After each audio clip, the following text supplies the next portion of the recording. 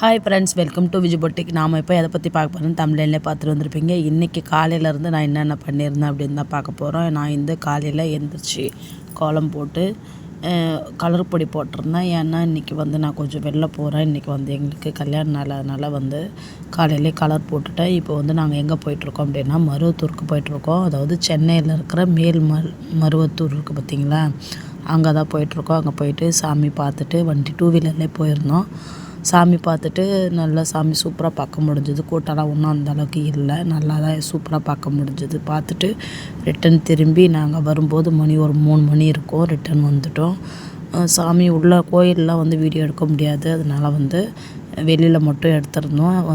நான் இது இன்னைய பிளாக் தான். இது நான் இன்றைக்கி எத்தனை ப்ளவுஸ் ஸ்டிச் பண்ணியிருந்தேன் அப்படின்றதுமே பார்க்கலாம். நான் இன்றைக்கி என்னென்னலாம் பண்ணியிருந்தேன் அப்படின்றதுமே உங்கள்கிட்ட நான் சொல்லிக்கிறேன். வாங்க வீடியோக்குள்ளார போகலாம். இப்போ தான் என்னோடய சேனலில் ஃபஸ்ட் டைம் வீடியோ பார்க்குறீங்க அப்படின்னா என்னோடய சேனலை சப்ஸ்கிரைப் பண்ணிவிட்டு பாருங்கள். அப்போ நான் போடுற வீடியோலாம் உங்களுக்கு உடனே நோட்டிஃபிகேஷன் வரும். வீடியோ போட்டு ஒரு 4 days 5 daysக்கு மேலே ஆயிடுச்சு. கோச்சிக்காதீங்க, எனக்கு கொஞ்சம் ஒர்க்கு கொஞ்சம் பிஸியாக இருந்தது, அதனால தான் போட முடியல. இதுக்கப்புறம் உங்களுக்கு ரெகுலராக வீடியோ வந்துடும். இது எல்லாமே இன்றைக்கி நம்ம ஸ்டிச் பண்ணுறது எல்லாமே சாதா ப்ளவுஸ் தான். எல்லாமே ஒரே கஸ்டமருது. ஒரு 2 ப்ளவுஸ் மட்டும்தான் வேறு கஸ்டமருது. இது எல்லாத்தையுமே நான் என்ன பிளான் பண்ணி நான் ஸ்டிச் பண்ணியிருந்தேன், என்னால் கொடுக்க முடிஞ்சதா அப்படின்றதுமே நம்ம இந்த வீடியோவில் பார்க்க போகிறோம். நான் ஒரு 2 கஸ்டமர் துணி கட் பண்ணி வச்சுருந்தேன். நைட்டுக்கே கட் பண்ணி வச்சுருந்தேன். இதை பகலில் ஸ்டிச் பண்ணிடலாம் அப்படின்னு சொல்லிட்டு. சாதா ப்ளவுஸ்னால் எனக்கு ஒரு 20 நிமிஷம் ஆகும். லைனிங் ப்ளவுஸ்னால் ஒரு 1/2 hour ஆகும். அது நம்ம தைக்கிறத பொறுத்து தான் நமக்கு டைமிங் ஆகும் இல்லையா. மேக்ஸிமம் ஒட்டு போடாமல் ஸ்டிச் பண்ணுறோம் அப்படின்னா ஒரு 20 நிமிஷத்தில் நம்மளால் ஒரு சாதா ப்ளவுஸ் ஸ்டிச் பண்ணிட முடியும். ஒட்டு போட்டு தைக்கிறோம் அப்படின்னாக்கா கொஞ்சம் கஷ்டம் இல்லையா. இந்த ப்ளவுஸ் ஒரு 40 இன்ச்சு அளவு உள்ள பாடி சுட்டு அளவு ப்ளவுஸ் தான் இது. நான் இதை நம்ம எவ்வளோ சீக்கிரம் ஸ்டிச் பண்ணுறோம் அப்படின்றது டைமிங் நான் பார்த்துப்பேன். டைமிங் பார்க்கும்போது நம்மளால் கண்டிப்பாக நம்ம நினச்ச நேரத்தை நம்மளால் ஸ்டிச் பண்ண முடியும். அதே போல் நம்ம கட்டிங் போட்டு எடுத்து வைக்கிறோம் அப்படின்னும்போது அப்போவே பட்டி துணி, நமக்கு கொக்கி பீஸு, காஜா பீஸு, கழுத்து பீஸு எல்லாமே நம்ம கட் பண்ணி எடுத்து வச்சுக்கணும். அப்படி பண்ணும்போது தான் நம்மளால் அந்த டைமில் எந்த பீஸஸும் வெட்டாமல் நம்ம தைக்கும்போது ஈஸியாக வேலை ஆகும். அதுபோல் நீங்கள் ஃபாலோ பண்ணி பாருங்கள். கண்டிப்பாக உங்களாலையுமே ஃபாஸ்ட்டாக ஸ்டிச் பண்ண முடியும். இன்னொன்று இப்போ பாருங்கள், நான் தைக்கும்போதே உங்களுக்கு தெரியும், அந்த பட்டி பீஸ் ஜாயின் பண்ணும்போது நமக்கு ஷேப்பு வரணும் அப்படின்னாக்கா ஒரு 3 இன்ச்சு அளவுக்கு அழகாக அந்த அரைநிலா மாரி ஷேப் வச்சு வெட்டி நீங்கள் கட் பண்ணி தைக்கிறீங்க அப்படின்போது கண்டிப்பாக நல்லாவே இந்த ஷேப் நல்லா வரும் அந்த பட்டியாண்டை. அதுபோல் நீங்களும் ட்ரை பண்ணி பாருங்கள். அது எப்படி வெட்டணும் அப்படின்றதுமே நான் நெக்ஸ்ட்டு வீடியோவில் உங்களுக்கு நான் சொல்கிறேன். சின்னதாக ஒரு சின்ன வீடியோவை உங்களுக்கு நான் அப்லோட் பண்ணுறேன், பாருங்கள். அதுபோல் நீங்கள் வெட்டி தைக்கும்போது உங்களுக்கு அந்த ஷேப் நல்லா அழகாக வரும். நம்ம பெண்டு வரும். நமக்கு செஸ்டாண்ட நல்லா அழகாக ஷேப் உட்கார செய்யும். அதனால தான் அதுபோல் உங்களுக்கு கட் பண்ணி தைக்க சொல்கிறேன். இப்போ பாருங்கள், நான் எப்பயுமே என்ன பண்ணுவேன் அப்படின்னா, ஒரு சைடு நம்ம இப்போ எடுக்கிறோம், ஃப்ரண்ட் பீஸ் ஒரு சைடு எடுக்கிறோம் அப்படின்னா அது ஃப்ரண்ட் பீஸை முடிச்சுட்டு அப்படியே நான் ஸ்லீவ் ஜாயின் பண்ணிவிட்டு அந்த பீஸை முடிச்சிடுவேன். ஒன் சைடை முடிச்சுட்டு தான் நெக்ஸ்ட்டு ஆப்போசிட் சைடு நான் போகுவேன். அப்படி தைக்கும்போது தான் எனக்கு டைமிங் சீக்கிரமாகவே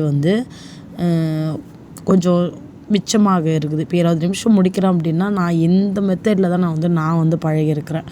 ஒவ்வொருத்தவங்க ஒரு ஸ்டைலில் பழகியிருப்பீங்க இல்லையா. நான் இந்த மெத்தடில் தான் பழகியிருக்கிறேன். அப்படி இருக்கும்போது எனக்கு சீக்கிரமாகவே வேலை ஆகிடும். இப்போ நான் இந்த சைடு இதை முடிச்சிட்டேன் அப்படின்னா நெக்ஸ்ட்டு ஆப்போசிட் சைடுமே நான் அப்படியே ஆரம்பிச்சிடுவேன். அப்போது கடற்கடை முடிஞ்சது. அப்புறம் நெக் பீஸ் மட்டும்தான் இல்லையா. அந்த மாதிரி நான் ஃபாலோ பண்ணி தான் நான் ப்ளவுஸ் ஒரு 20 நிமிஷத்தில் என்னால் ஸ்டிச் பண்ண முடியுது அப்படின்னா இந்த மாதிரி மெத்தடில் தைக்கிறதுனால தான். உங்களுக்கு நீங்கள் எந்த மெத்தடில் பழகிருக்கிறீங்களோ அந்த மெத்தடில் நீங்கள் ஸ்டிச் பண்ணுங்கள். அதுதான் உங்களுக்கு ரொம்பவும் யூஸ்ஃபுல்லாக இருக்கும்.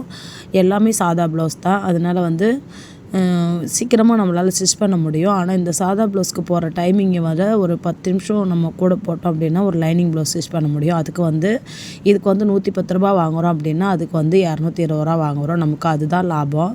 ஆனால் இந்த வெய்ய நாளில் நிறைய பேர் வந்து சாதா ப்ளவுஸ் தான் எடுத்துன்னு வந்து தருவாங்க. லைனிங் ஜாக்கெட்டை விட சாதா ப்ளவுஸ் தான் எடுத்துன்னு வந்து தருவாங்க. ஏன்னா அதுதான் வந்து வெயிலுக்கு போடுறதுக்கு நல்லா கம்ஃபர்டபுளாக இருக்குது அப்படின்னு சொல்லிட்டு அதிகமாக வந்து சாதா ப்ளவுஸ் தான் வரும். கொஞ்ச நாள் நமக்கு ஒர்க்கு கொஞ்சம் கம்மியாக தான் இருந்தது. அப்போது நமக்கு சரி எப்படி நமக்கு செட் ஆகுமா அப்படின்ற மாதிரி யோசிச்சுக்கிட்டு சரி கடை தான் பார்த்துடலாமா அப்படின்ற மாதிரி கடைக்குமே ஒரு 2-3 கடையில் சொல்லி வச்சுருக்கேன்.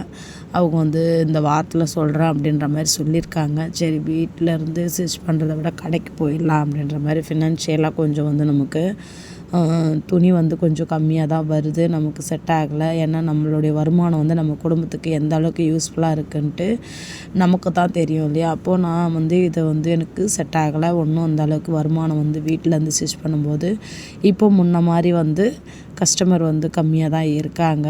எனக்கு லோன்லாம் போயிட்டுருக்கு. அப்போது நமக்கு குடும்பத்தையும் இதிலே பார்த்துக்கணும். அப்போது வருமானம் கம்மியாக இருக்கிறதுனால என்னால் சமாளிக்க முடியல. அப்போது கடை வாங்குகிற மாதிரி இருக்குது. அப்போது நம்ம என்ன பண்ணலாம் அப்படின்னு யோசித்து பார்த்தா சரி கடை வச்சிடலாம். அப்போ தான் நமக்கு வந்து செட் ஆகும். நான் கடை வச்சு ஸ்டிச் பண்ணிகிட்டு இருக்கும்போது எனக்கு வந்து வேலை வந்து நிறையாவே வந்து நின்றுது. என்னால் முடியல அப்படின்ற மாதிரி தான் இருந்துச்சே தவிர மற்றபடி ஒர்க்லாம் வந்து பயங்கரமாக தான் இருக்கும். நானுமே அப்படி தான் இருக்கணும்னு நினைக்கிறேன். எப்பயுமே நம்ம பிஸியாக இருக்கிறோம் அப்படின்னாலுமே நமக்கு வந்து மைண்டில் தேவையில்லாத டென்ஷனோ இல்லை மற்றதை யோசிச்சுக்கிட்டோ நம்மளால் வந்து நம்ம வேலையில் வந்து கவனம் வந்து அதிகமாக இருக்கும் இல்லையா? அதுதான் எனக்கு ரொம்ப பிடிக்கும். தேவையில்லாதெல்லாம் மைண்டில் போட்டு குழப்பிட்டு இருந்தோம் அப்படின்னா நிம்மதி இருக்காது. நம்மளால் நிம்மதியாக சாப்பிட முடியாது. திங்கிங் போயிட்டே இருக்கிறதுனால நமக்கு வேலையுமே வந்து ரொம்பவுமே வந்து சோம்பேறித்தனம் வர ஆரம்பிக்கும். அதனால் வந்து என்னுடைய ஒர்க்கை வந்து நான் பிஸியாக்கிட்டேன் அப்படின்னா எனக்கு வந்து எப்பயுமே வந்து வேலை வந்து டைட்டாக இருக்கணும் அப்படின்ற மாதிரி தான் நான் எப்பயுமே என்ன நான் மோட்டிவேட் ஆக்கிறதுக்கு இது ஒரு மெத்தடுமே வந்து நான் யூஸ் பண்ணிகிட்ருக்குறேன்.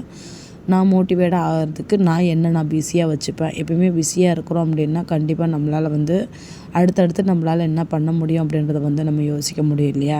இப்படி தான் நான் வந்து யோசித்து தான் ஒவ்வொரு விஷயத்தையும் நான் செய்கிறேன். அப்படி இருக்கும்போது தான் என்னால் வந்து எல்லா பிரச்சனையிலேருந்து என்னால் சால்வ் பண்ணி நெக்ஸ்ட்டுக்கு நான் வந்து அடுத்தடுத்து யோசித்து ஒரு சின்ன சின்ன விஷயத்தெல்லாம் நம்மளால் செய்ய முடியுது இல்லையா?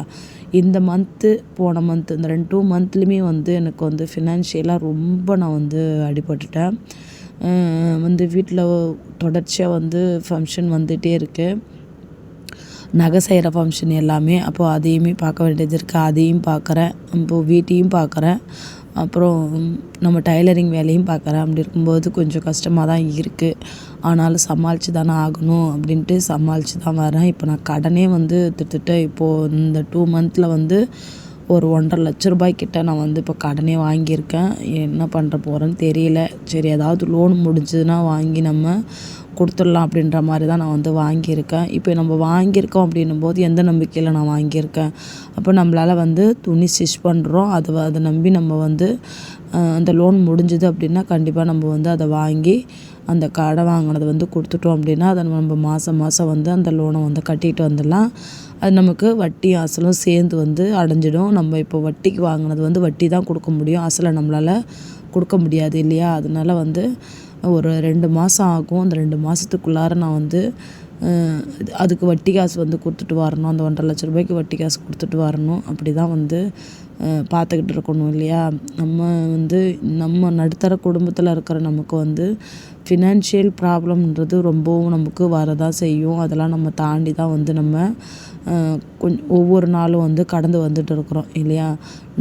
நான் சொல்கிற மாதிரி நிறைய பேர் இந்த மாதிரி சுச்சுவேஷன்லேயும் இருக்கிறீங்களா? இல்லை சிஸ்டர் நான் வந்து இந்த மாதிரிலாம் கடனாக வாங்குறது கிடையாது அப்படின்றீங்களா? அப்படின்னு நீங்கள் எனக்கு கமெண்ட் பண்ணுங்கள். கமெண்ட் பண்ணுறது மூலிமா நம்ம வீடியோவை பார்க்குற நிறைய மக்கள் வந்து அவங்களும் என்னென்ன பண்ணியிருக்காங்க, இது போல் தப்பு பண்ணலாமா வேண்டாமா அப்படின்றதையும் யோசிப்பாங்க.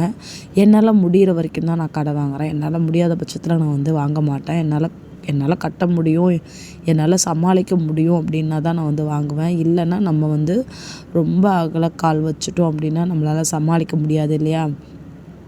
அப்போ வந்து நம்ம ஊந்து பிறண்டாலும் இது பண்ணாலும் நம்மளால் வந்து அதுலேருந்து மீண்டு எந்திரிச்சு வர முடியாது. நான் அதெல்லாம் யோசித்து தான் நான் வந்து இதை வந்து நான் செய்கிறேன். பார்ப்போம், கடவுள் தான் நமக்கு வந்து தைக்கத்தவனுக்கு தெய்வம் தான் துணைன்னு சொல்லுவாங்க. நமக்கு வந்து தெய்வம் தான். அவங்கள நம்பி தான் நம்ம வந்து ஒவ்வொரு வேலையுமே நம்ம செய்கிறோம். அவங்கள நம்பி தான் நான் வந்து கடையை ஆரம்பித்தேன். அவங்கள நம்பி தான் இந்த தொழிலையுமே வந்து நான் ஒவ்வொரு நாளும் வந்து நகர்த்திக்கிட்டு போகிறேன். கண்டிப்பாக வந்து நமக்கு வந்து ஒரு நல்ல வழி காட்டுவாங்க அப்படின்னு நான் நம்புகிறேன். இப்போ வந்து பார்த்தோன்னா 3வது ப்ளவுஸ் வந்து ஸ்டிச் பண்ணுறேன். இந்த ப்ளவுஸை ஸ்டிச் பண்ணும்போது எனக்கு வந்து டைம் வந்து கரெக்டாக வந்து ஒரு 3 மணி ஆகிடுச்சு. அப்புறம் சரி பார்க்கணும்ல அப்புறம் நிறைய பேருக்கு அப்படின்றதுனால சரின்ட்டு வந்து சாப்பிட்டுட்டு உடனேவே வந்து உட்காந்து நான் ப்ளவுஸ் வந்து ஸ்டிச் பண்ணுறதுக்கு ஆரம்பிச்சிட்டேன். இது வந்து பார்த்தோன்னாக்கா ஒட்டு போடுற மாதிரி இருந்துச்சு. கொஞ்சம் பாடி சுற்றளவு வந்து கொஞ்சம் பெருசு. அவங்க கொடுத்த துணி வந்து கம்மி. அப்போ என்ன பண்ணுறது, கொஞ்சம் நம்ம ஒட்டு போட்டு தான் நம்ம வந்து ஸ்டிச் பண்ண வேண்டியதாக இருக்குது. மேக்ஸிமம் வந்து சாதா ப்ளவுஸில் வந்து எல்லாருமே வந்து பிட்டில் தான் எடுத்துடுறாங்க. அப்போ பிட்டில்னும்போது அவங்க எதிர்பார்க்குற அளவுக்கு இருக்க மாட்டுது இல்லையா? இப்போ வந்து ஒரு 80 சைஸ் உள்ளவங்கள அப்படின்னாக்கா அதாவது எப்படி சொல்கிறது, 30 சைஸ் 32 சைஸ் உள்ளவங்களுக்குனாக்கா 80 பிட்டு வந்து சரியாக இருக்கும். அதை வந்து என்ன பண்ணுறாங்க அப்படின்னா 36 38 சைஸ் உள்ளவங்களுக்கு போய் 80 பிட்டை எடுத்துன்னு வந்துடுறாங்க. அப்போ என்ன பண்ணிட்டு தான் இருக்குது, அதை எப்படியாச்சும் நம்ம ஸ்டிச் பண்ணி கொடுங்க, வெயிலுக்கு வீட்டுக்கு போட்டுக்கு தானே அட்ஜஸ்ட் பண்ணி எப்படியா ஸ்டிச் பண்ணி கொடுங்க அப்படின்னுறாங்க. அப்போ நம்ம அதை அட்ஜஸ்ட் பண்ணி தைக்கும்போது நமக்கு இப்போ நம்ம ஒரு 20 நிமிஷத்தில் ஒரு ப்ளவுஸ் ஸ்டிச் பண்ண முடியும் அப்படின்னும்போது இந்த போல் ஒட்டு போட்டு ஒரு பீஸையும் நம்ம தேடி கண்டுபிடிச்சி தைக்கும்போது அதுக்கு டைம் வந்து எக்ஸஸாக வந்து ஆக செய்யுது. இப்படி தான் வந்து நமக்கு டைம் வந்து எக்ஸஸாக ஆகிறதுக்கு நிறைய வாய்ப்பு வந்து இப்படி தான் போகுது. நானும் முடிஞ்ச வரைக்கும் பார்த்து தான் பண்ணிகிட்ருக்கிறேன். இருந்தாலுமே நமக்கு வந்து இந்த மாதிரி ப்ளவுஸ் தைக்கும்போது தாராளமாக இருக்குது பார்த்திங்களா, அந்த ப்ளவுஸில் வர துணிங்கள் எல்லாத்தையுமே நான் வந்து கொஞ்சம் எடுத்து வச்சுருப்பேன். கழுத்து பீஸ் வெட்டுறது, அப்புறம் வந்து ஆம்கோலில் வெட்டுறோம் பார்த்திங்களா, அதில் மீறுறது, இல்லை சைடில் மீறுறது, இதெல்லாமே எடுத்து வச்சுருப்பேன். இது போல் பத்தாததுக்கு இருக்குது பாருங்களா, அதில் வந்து ஏதாவது மேட்ச் ஆகுதான்னு பார்த்து அது ஒட்டு போகிறதுக்கெல்லாம் நான் அதுலேருந்து எடுத்துப்பேன். அதுக்குன்னே தனியாக ஒரு 2 கட்டைப்பையில் போட்டு எடுத்து வச்சுருக்கிறேன். ஏன்னா எல்லாராலையுமே வந்து பெரிய துணி வாங்கிட்டு வந்து கொடுக்குறாங்களான்னு கேட்டால் கண்டிப்பாக கிடையாது. இருக்கிற துணியை ப்ளவுஸ் தைச்சி போடணும் அப்படின்ற மாதிரி மைண்ட் செட்லேயும் நிறைய பேர் இருப்பாங்க. அதனால் வந்து அவங்களுக்கு பத்தாது அப்படின்னு சொல்லிட்டோம் அப்படின்னா அவங்களுமே அது வீணாக தானே ஆகும். நம்மளால முடிஞ்ச வரைக்கும் நம்ம அதை ஸ்டிச் பண்ணி கொடுப்போம். இன்னும் ஒரு 10 நிமிஷம் எக்ஸ்ட்ரா ஆகும், அவ்வளோதான், சரி பார்த்துக்கலாம் விடு அப்படின்னு சொல்லிட்டு நான் வாங்கிடுறது. ஏன்னா நமக்கும் தெரியும் அந்த துணி வந்து எவ்வளோ ரேட்டு விற்கிது. அதை அவங்க வேணாம், அவங்களுக்கு தைக்க முடியாது அப்படின்னு சொல்லிட்டுனா அவங்களுக்கு அது வீணாக தானே ஆகும். முடிஞ்ச வரைக்கும் நம்ம ட்ரை பண்ணி பார்ப்போம் அப்படின்னு சொல்லிட்டு நான் முடியாதுன்னு சொன்னதே கிடையாது. எவ்வளோக்கு எவ்வளோ முடியுமோ நான் ஸ்டிச் பண்ணி தான் கொடுத்துருக்குறேன். இந்த வீடியோவில் சொன்னது எல்லாம் உங்களுக்கு பிடிச்சிருக்கு அப்படின்னா லைக் பண்ணுங்கள், ஷேர் பண்ணுங்கள், கமெண்ட் பண்ணுங்கள். இப்போ பாருங்கள் எல்லாமே முடிச்சாச்சு. இந்த வீடியோ பிடிச்சிருக்குன்னா லைக் பண்ணுங்கள். Bye friends.